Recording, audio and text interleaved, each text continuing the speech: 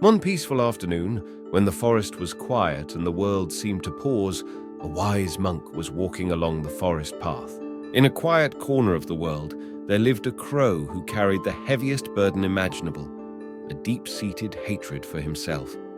His black feathers seemed to him a curse, a mark of insignificance that separated him from the beauty he imagined other creatures possessed. Every single day, this crow would sit on a lonely branch, his black feathers seeming like a heavy cloak of sadness. He would look at his reflection in the small forest pond and see nothing but darkness. "Why me?" he would ask the silent trees. "Why did I have to be born black? Why did I have to be a crow?" The monk noticed the crow immediately. It wasn't just his black feathers that caught the monk's attention, but the profound sadness that seemed to radiate from the bird. There was something special about this crow, a depth of emotion that spoke of a journey waiting to unfold. "Why do you cry?" the monk asked gently. The crow looked up, tears glistening in his dark eyes. Each tear seemed to carry a story of pain, of rejection, of feeling unwanted. "Look at me," the crow said, his voice trembling. "I'm black, completely black. No one wants a crow. I spend my days searching through garbage, invisible to the world.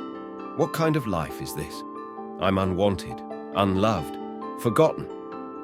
The monk listened. He didn't just hear the crow's words, he heard the pain behind them. "If you could change anything about yourself," the monk proposed, "what would you wish to become?" Without a moment's hesitation, the crow replied, "A swan. Beautiful, white, elegant. Surely that would bring happiness."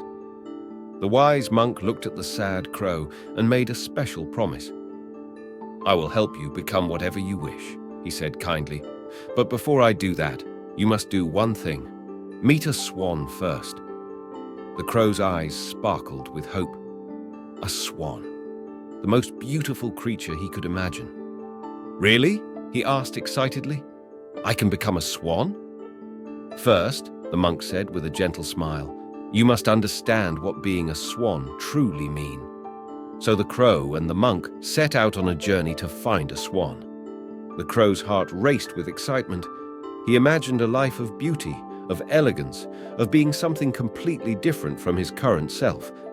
They found a swan gliding gracefully on a crystal-clear lake. The crow could hardly believe his eyes. The swan's white feathers shimmered in the sunlight, looking like pure magic. "Look," the crow whispered to the monk. "Isn't he perfect?" The monk remained silent, watching carefully. The crow approached the swan, his voice filled with admiration. "Oh, beautiful swan," he called out. "You must be the happiest creature in the world." But the swan's response would change everything the crow believed about beauty and happiness. "White?" the swan lamented, his elegant neck drooping with sadness. "People associate white with funerals, with emptiness. My color brings me no joy. Everyone sees me as a symbol of something cold and lifeless." The crow was stunned. This beautiful, elegant creature he had idolized was just as unhappy as he was, and he wanted to become a parrot. Next, after a long search, they met a parrot, bright green, blending perfectly with the jungle. The crow thought this colorful bird must be the happiest creature alive, but the parrot was sad. "My color makes me invisible," he complained. "I'm so mixed with the leaves that no one can find me. What's the point of being beautiful if nobody sees you?" The crow was confused. How could something so vibrant feel so unseen? The parrot's words were a powerful lesson. Being special isn't just about looking good. What good is beauty if you're invisible? What use is being special if no one sees you? The parrot looked at the crow and the monk, his green feathers ruffling with excitement. "I want to become a peacock," he declared. "What an amazing creature. So beautiful, so special." The monk listened carefully, a knowing smile on his face. "Before I can help you," he said, "you must first meet a peacock and understand what that truly means." Their final destination was a magnificent peacock. Surely, the crow thought, this must be the pinnacle of happiness. They found the peacock, a bird so beautiful it seemed magical. Rainbow-colored feathers sparkled in the sunlight. His walk was like a dance, his presence amazing. The crow thought, this must be the happiest creature in the world. But the peacock's story was different. My beauty is a dangerous thing, he said quietly. Hunters want my beautiful feathers. Every time I dance, I risk my life. People don't see me. They only see what they can take from me. His words were heavy with sadness. Beauty, the peacock revealed, wasn't a gift. It was a risk. Sometimes being special meant being in danger.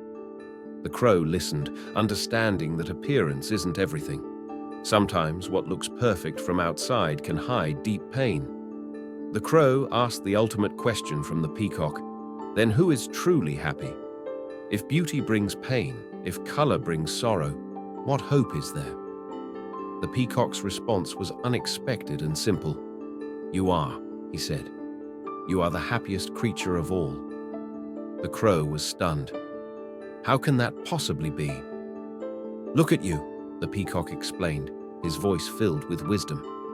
No one hunts you, no one wants your feathers. You have no expectations placed upon you. You are free, completely and utterly free.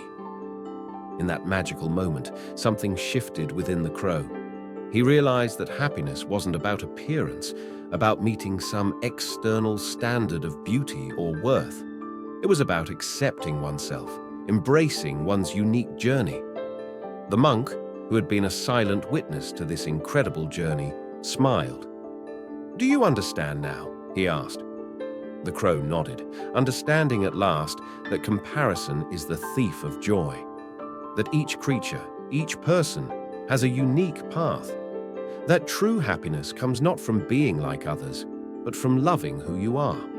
Remember, you are not meant to be a copy. You are an original masterpiece. The universe doesn't create duplicates, it creates miracles. And you are that miracle. Your worth is not determined by how you look, what others think, or how you compare to anyone else. Your worth is inherent, beautiful, and absolutely unique. True happiness isn't about looking perfect. It's about being free, being yourself, and living without fear.